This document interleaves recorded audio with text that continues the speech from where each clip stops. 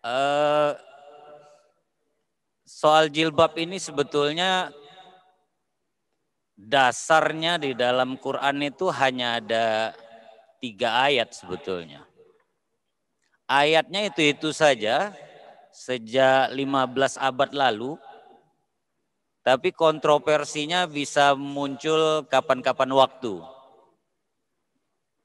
Ya, dasarnya sama saja. Nenek saya, emak saya dulu kalau pakai jilbab itu ya selendang gitu ya. Seperti ya jilbabnya Yeni Wahid lah kalau sekarang. Nah, kita lihat lebih baik kita bedah langsung bagaimana ayat Al-Quran berbicara soal ini. Nanti saya mengulasnya sekalian dengan bicara sedikit bagaimana masyarakat Islam di masa-masa awal atau Islam perdana ya. Tidak hanya kartu SIM yang perdana, tapi Islam perdana juga ada. Nah, kita lihat ada satu ayat khimar namanya. Slide selanjutnya. Itu surat An-Nur ayat 31. Saya baca.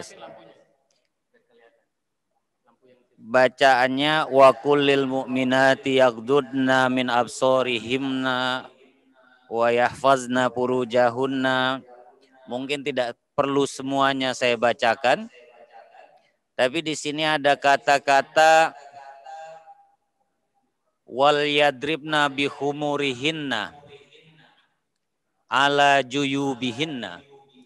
Di situ dikatakan hendaklah mereka merendahkan humur itu selendang sebetulnya. Kain lebar yang bisa dikenakan ke pundak misalnya. Dan itu hendaklah direndahkan.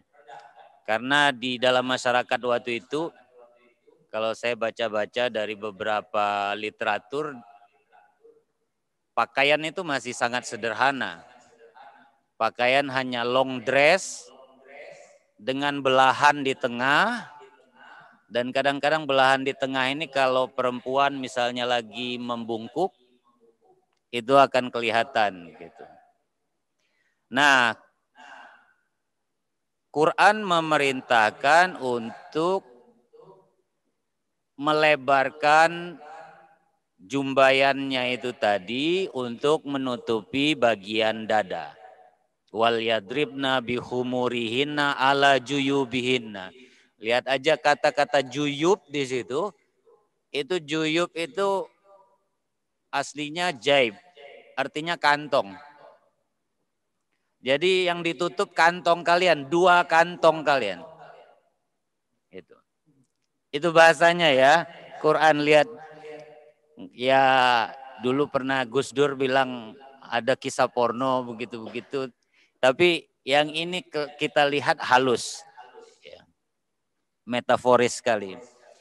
Nah, disuruh menutup bagian dada itu tadi kecuali, ini penting ini nanti, kecuali kepada bu'ulatihinnya, suami mereka, abaihinna, bapak mereka, au aba ibu ulatihinna, mertua mereka, bapak mertua mereka, au abnaihinna atau anak-anaknya, abna ibu ulatihinna atau anak dari suaminya.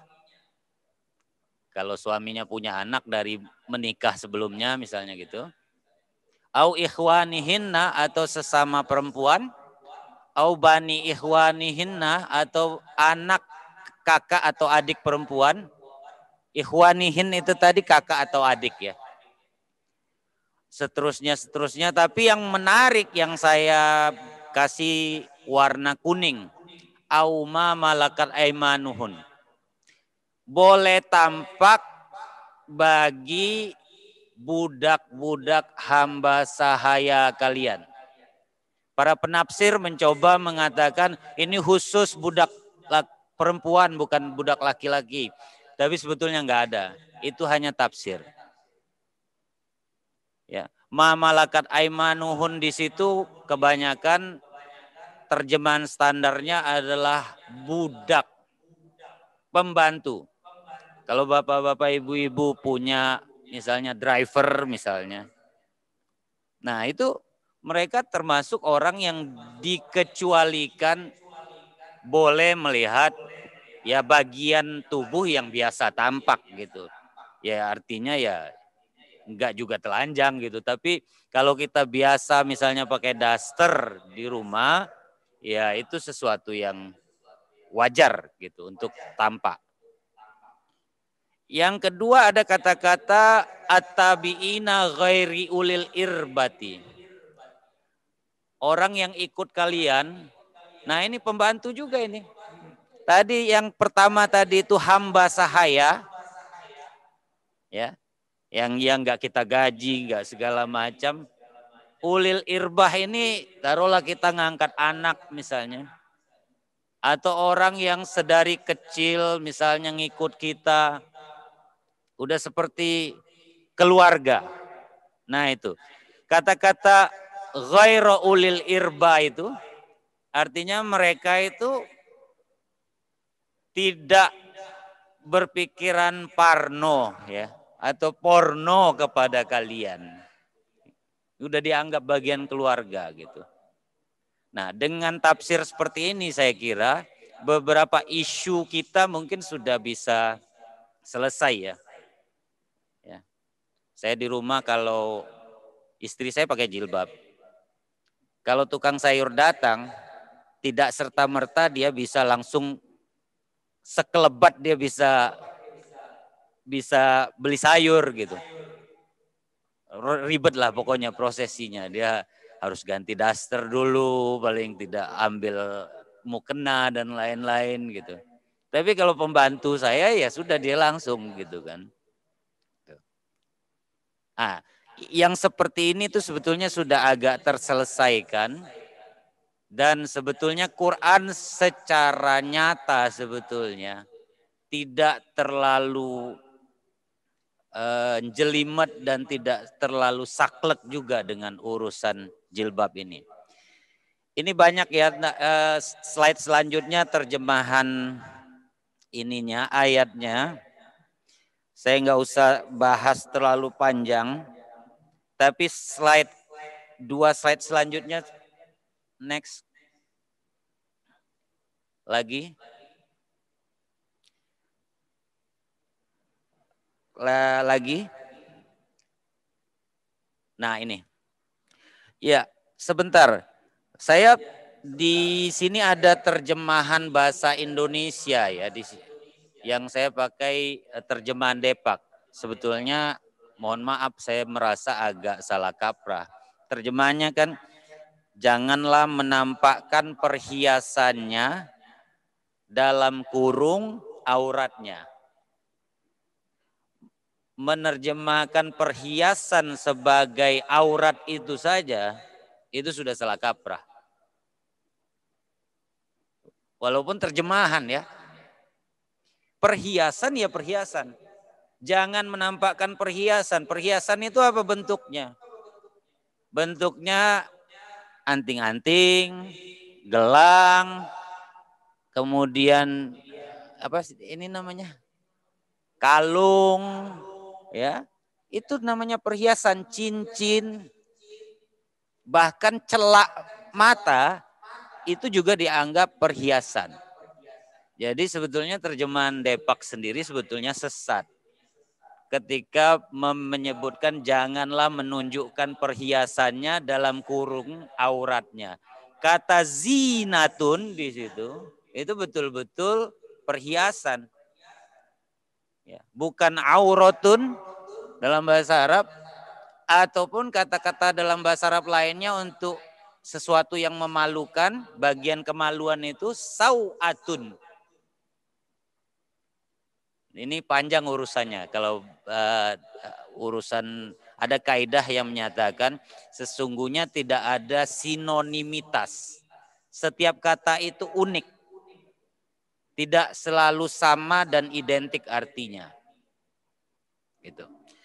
Nah, Yang menarik tafsir At-Tabari, tafsir pertama Islam, ketika mengatakan bahwa annahu ahabalaha antubdihi min ziro'iha ila qadrin nisab.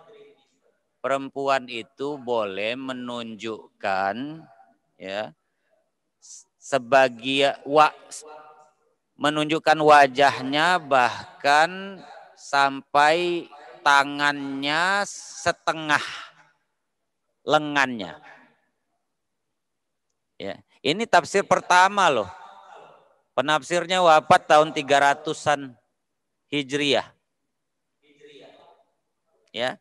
Dia mengatakan begitu, artinya tidak jauh sekali dari jilbab syar'i yang dipahami sekarang. Kemudian dia juga mengatakan ma'luman bizalika annalaha antubdi min badaniha malam yakun aurah. Kata At-Tabari, perempuan berhak menunjukkan anggota tubuhnya selagi bukan aurat. Aurat itu apa? Banyak hadis yang bilang aurat itu semuanya kalau perempuan. Bahkan ada yang sampai ekstrim suaranya, mukanya, segala macam.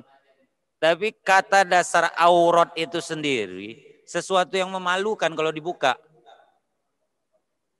Ya payudara misalnya kalau dibuka ya kemaluan itu udah pasti aurat.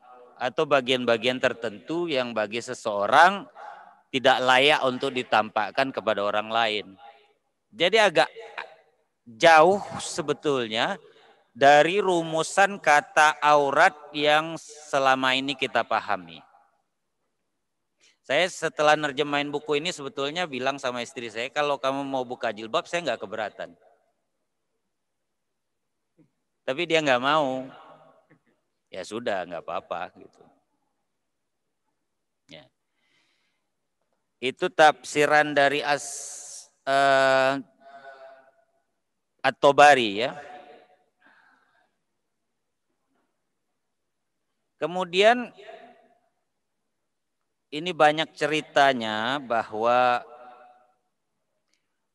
sebetulnya ayat ini juga turunnya karena semacam usulan dari Umar juga gitu. Umar bin Khattab yang gundah melihat istri-istri Nabi bergaul dengan para sahabat secara wajar waktu itu. Dan kadang-kadang sebagian sahabat ada yang kurang ajar juga bergaulnya. Ya.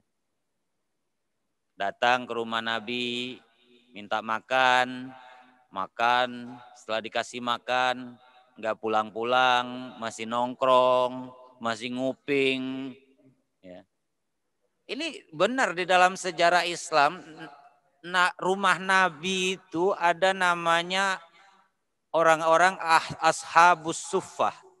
Mereka-mereka yang hidupnya itu di beranda rumah Nabi. Termasuk Abi Hurairah.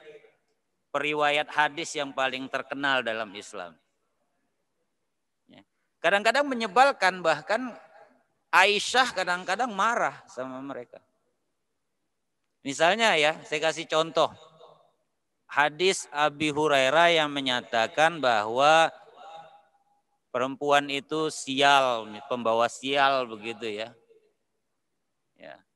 Dan itu ketika dikatakan oleh Abi Hurairah, Aisyah marah sekali. Kamu nih nguping hadisnya nggak bener. Separuh-separuh. Gitu. Saya yang bersama Nabi setiap saat, hidup bersama dia di dalam, dan Nabi tidak mengatakan itu. Jadi pada titik ini kadang-kadang banyak yang harus diwaspadai dari dogma-dogma dalam sejarah Islam. Nah, ini ada misalnya Umar. Umar mengatakan bahwa Nabi istri-istrimu boya disuruh pakai pakaian panjang gitu ya. Karena apa? Ada alasan sosiologis historisnya waktu itu. Toileters itu. Toilet itu belum ada di masyarakat Madinah saat itu. Jadi kaum perempuan kalau mereka mau buang hajat biasanya mereka melakukan malam hari. Dan ketika pergi di malam hari yang membedakan agak sulit itu. Nah, bagi Umar bin Khattab, kalau dia bukan perempuan bebas, statusnya adalah budak, dia mau pakai pakaian kayak apapun terserah. Tapi kalau dia perempuan mengaku beriman kepada Nabi dan lain sebagainya, dia harus pakai panjang menurut Umar. Ya. Dari situ sebetulnya indikasinya jelas sekali. Ajaran itu sebetulnya mengikuti kelas sosial. Bukan sebetulnya ajaran yang universal. Bahkan kalau ada perempuan budak yang berpakaian panjang, long dress, seperti perempuan merdeka, Umar bisa marah. Bisa dia pukul pakai rotan. Ya. Jadi dari situ sebetulnya kita dapat menangkap bahwa ini bukan ajaran yang universal, bukan ajaran yang juga sepanjang zaman, tapi mengikuti kelas sosial saat itu. Ya. Bahkan beberapa istri Nabi itu protes sama Umar bin Khattab. Ya kira-kira kalau sekarang bahasanya kira-kira resek lu gitu. Ya. Nabi sangat memberi kebebasan kepada istri-istrinya, tapi Umar banyak banget usulannya buat membatasi istri Nabi. Antara lain nanti bikin tabir gitu ya. Itu usulan Umar juga. Karena itu Aisyah menyatakan seperti itu bahwa bukan Aisyah tapi Zainab binti Jahash itu mengatakan innaka tugharu alaina kan. Kamu kok ini cemburuan sama kami? Ngelihat kami diberikan kebebasan cukup oleh Nabi, kamu punya usulan-usulan untuk mendomestifikasi kami. Itu beberapa aspek yang mungkin menarik ya untuk kita bahas gitu. Kemudian setelah ayat tentang khimar atau selendang itu tadi, kita masuk ke ayat tentang hijab. Hijab itu artinya tabir. Di masjid beberapa itu ada tabir biasanya jamaah perempuan, jamaah laki-laki gitu ya. Itu yang membuat dulu Bung Karno marah, itu ada di buku ini ya. Tabir itu menurut Bung Karno adalah simbol perbudakan. Betul. Kalau dibaca sejarahnya memang. Ya. Tapi kalau berdasarkan ayat dalam surat Al-Ahzab ayat 53 itu mungkin silakan dilanjutkan itu Mas. Halamannya saya nggak tahu ini halaman berapa jadinya. Masih terus.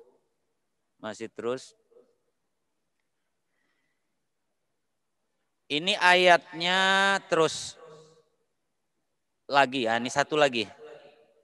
Ini ya ayyuhallazina amanu la tadkhulu buyutan nabi. Wahai orang-orang beriman janganlah engkau masuk ke rumah Nabi ya illa ayyuzana lakum kecuali diizinkan. Ila to'amin kalau kalian mau mencari makan. Ghairi nazirina dan jangan celingak-celinguk gitu ya. Ya, inahu Jangan meriksa makanannya udah selesai belum, udah siap belum gitu ya. Walakin izadu intum padkhulu. Kalau kalian dipanggil suruh makan, datang. Fa iza tu'imtum pantahu. Tapi kalau sudah selesai makan, boya pulanglah gitu. Jangan masih kongko-kongko di sana gitu. Ini wala musta'nisina li hadisin. Jangan mencari-cari cara untuk berpanjang-panjang ngobrol. Karena apa? Karena itu menyakitkan bagi Nabi. Nabi malu mengusir kalian dan memang ada kejadiannya. Beberapa sahabat masih nongkrong pas Nabi habis pesta pernikahan dengan Zainab binti Jahash. Jadi panjang ceritanya. Ayat Qur'annya panjang juga, ya.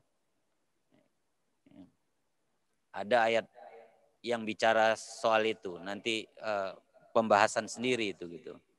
Jadi di sini dikatakan wa iza sa'altumuhunna mata'an fas'aluhunna min wara'i hijab. Kalau seandainya kalian minta sesuatu kepada istrinya Nabi, boya kalian memintanya dari balik tabir. Ya kalian jaga pandangan kalian, jangan celingak-celinguk. Gitu. Menjaga kehormatan istri-istri Nabi. Itu sebetulnya awal mula ayatnya turun, ya. Nah, kemudian tadi saya sudah ceritakan bahwa ayat turun karena pesta pernikahan Nabi dengan Zainab bin Jahas. Ada beberapa sahabat yang ini masih nongkrong dan Nabi pengantin baru ya malu lah mau ngusir. Ini gimana ya? Orang nggak balik-balik gitu. Lah kemudian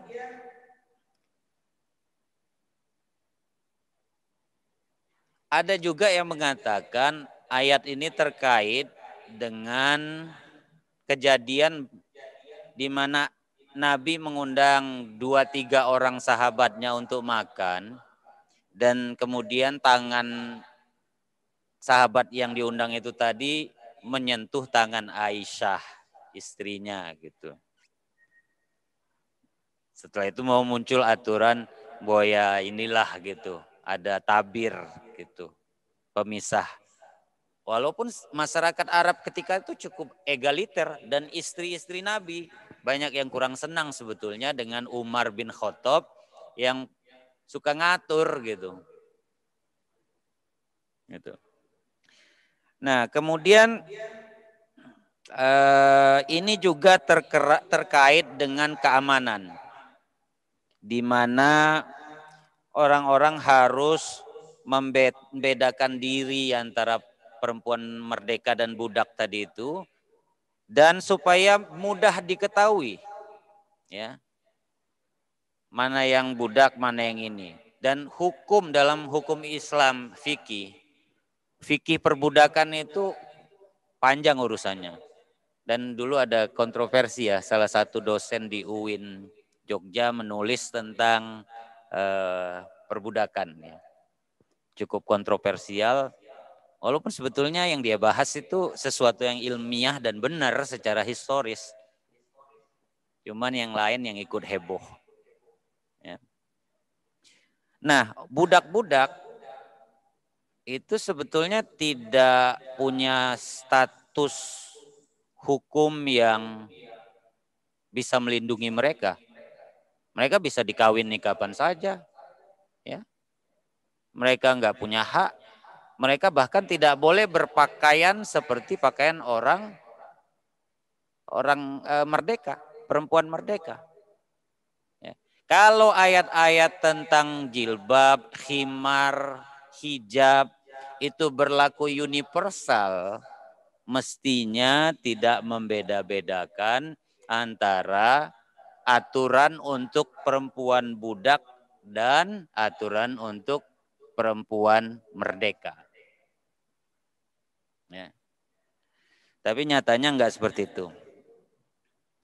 Nah, makna dasar hijab, silakan lanjutkan slide-nya Mas. Kasih 2-3 slide lagi.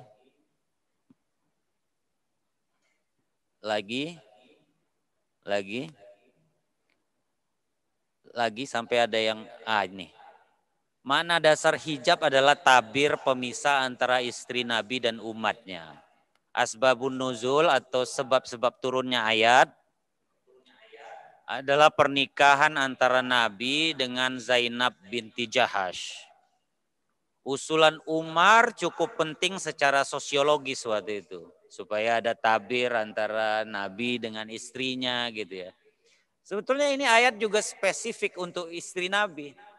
Jadi ketika Bung Karno dulu protes soal tabir yang dibuat di masjid di Bengkulu di masjidnya Muhammadiyah, Soekarno benar. Dan Bung Karno itu bukan pembaca yang kaleng-kaleng. Beliau baca itu buku-buku perdebatan. Bahkan soal perdebatan negara Islam, buku Islam wa Usulul Hukmi karya Ali Abdul Razik, ulama Al-Azhar yang menyatakan tidak ada negara Islam segala macam. Baru kita baca tahun 98-an. Bung Karno udah baca itu dari tahun 30-40-an. Jadi nggak kaleng-kaleng beliau ini. Ya. Kemudian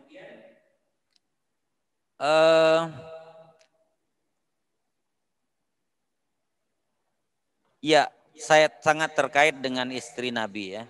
Nah, ayat terakhir ayat jilbab ya. Jilbab. Nah, ini kalau kata jilbab dalam bahasa Arab itu artinya abaya. Ya. Pakaian long dress itu jilbab namanya. Ya ayyuhallazina amanu qul li azwajika. Ya ayyuhan nabi, wahai nabi, slide selanjutnya. Wahai nabi, katakan kepada istrimu. Lihat ini perintah untuk nabi ya. Untuk istrinya pertama. Wa banatika, anak-anakmu. Wa nisa'il mu'minin. Baru kemudian perempuan-perempuan beriman. Kalau dikatakan perempuan beriman begini artinya perempuan yang percaya kepada kenabian Muhammad dan mereka dari kalangan orang merdeka, bukan budak. Ya, spesifik itu. Ya. Yudnina alaihinna min jalabibihinna. Hendaklah mereka merendahkan. Kalau tadi misalnya paha pakaiannya ya direndahkan lagi lah gitu. Long dressnya gitu ya. Ya. Zalika adna ayyurofna. Dengan pakaian yang lebih panjang itu tadi, mereka lebih gampang, lebih mudah dibedakan antara perempuan merdeka dengan perempuan budak saat itu. Ya kalau perempuan budak saat itu ya bebas. Laki-laki mau sweet segala macam bebas waktu itu. Ya. Jadi itu ininya alasannya. Menarik, tafsir At-Tabari mengatakan begini. Ini tafsir tertua. La yatashabbahanna bil ima. Jangan sampai perempuan merdeka itu memirip-miripkan diri dengan perempuan budak. Fi libasihinna. Di dalam hal berpakaian. Iza khorojna min buyutihinna. Kalau mereka keluar dari rumahnya. Lihajatihinna untuk keperluan atau hajat mereka. Fakasyabna syu'uruhunna. Ya mirip-mirip sama perempuan budak gitu, nanti buka rambut, kemudian muka. Walakin liyudnina alaihinna min jalabibihinna. Tapi hendaklah mereka memanjangkan pakai long dress. Li'alla yu'rodna lahum pasik. Supaya tidak diganggu oleh orang-orang iseng. Ya, ada alasan keamanan yang mendesak waktu itu. Ya, kalau sekarang kamar mandinya dalam kamar sendiri gimana? Ya kan beda tentunya ya. Karena tadi Mas Yayan tadi udah bilang al-hukmu yaduru ma'al illati wujudan wa adaman. Hukum itu mengikuti elatnya ataupun mengikuti alasan legalnya. Kalau alasan legalnya sudah tidak ada, dia berubah. Gitu. Ya. Kemudian Ibnu Abbas, salah satu sahabat penting juga, mengatakan waktu itu ada perempuan-perempuan bebas yang mau berpakaian seperti perempuan budak, dan itu tidak dibenarkan. Tadi saya sudah katakan juga, bahkan Malik bin Anas, salah satu perawi hadis paling awal, mengatakan bahwa kalau ada perempuan budak yang berpakaian seperti perempuan merdeka saat itu malah dia dirotani sama Umar. Ya. Jadi konteks seperti ini saya kira penting untuk kita pahami gitu, supaya kita tidak tersesat dalam memahami Islam perdana ini. Jadi kesimpulannya slide terakhirnya, hampir 2 terakhir. Makna dasar jilbab adalah pakaian lebar atau abaya. Ya. Redaksi ayat menyapa anak istri Nabi dan perempuan beriman. Ya. Kata yudnina dasarnya adalah merendahkan pakaian untuk pembeda. Ya. Dan kita juga penting konteks di sini, pembedaan kelas sosial antara orang bebas dan hamba sahaya. Ya. Ini masih ada kaitannya dengan toilet tadi. Ya, toilet di luar. Ya, orang harus ke ini sedikit, padang pasir sedikit untuk buang hajat gitu ya. Ada soal aspek keamanan dari gangguan juga di sini. Saya kira itu ya, nanti aspek-aspek lainnya politik ataupun bagaimana kita memahami sekarang mungkin kita bisa diskusikan nanti, tapi dasarnya bagaimana kita memahami ayat-ayat ini ketika dia turun di masa Islam perdana, itu saya kira basic banget. Dan nggak ketemu banyak kuliah kayak begini. Sampai Pak Quraisy pun nggak berani ngulas begini. Pak Quraisy itu mengeluarkan buku soal jilbab ya. Tapi enggak, dia mengawang gitu loh. Dia takut. Bisa dimengerti sebetulnya.